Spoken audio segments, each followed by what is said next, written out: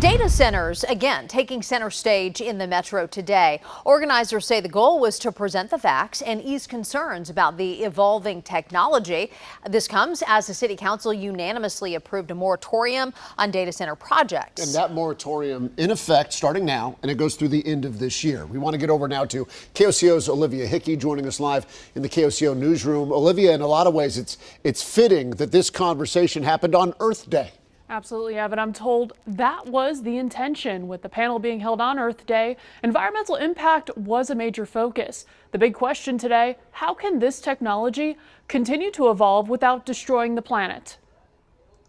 Our real problem to tackle is how do we see, as I mentioned earlier, that the energy that they're using is being used more efficiently. What are the research should go in?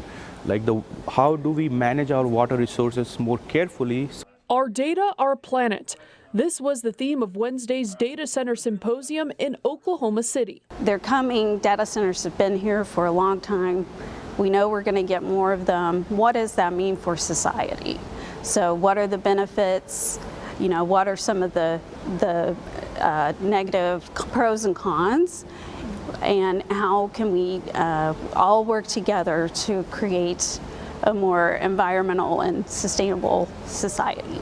From colleges to the Capitol, stakeholders in this taboo topic across the Sooner State had the chance to collaborate. We're told the goal of the discussion was to present the facts in black and white and give people the chance to form their own opinion. This comes as the City Council voted on an emergency ordinance this week, temporarily blocking new data center projects until the end of the year. As far as I know, not many people are aware of this moratorium, and that is the whole purpose of the symposium, is to make people aware of every stakeholders in this. They should be aware of what is going on in our state.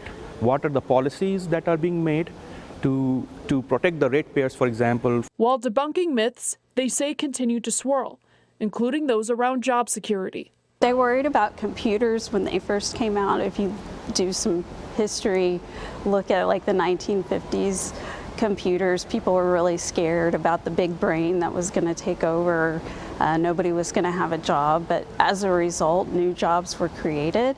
I'm uncertain about AI, what the future looks like for AI, but I'm sure that, hopefully it will create new opportunities for jobs in the future.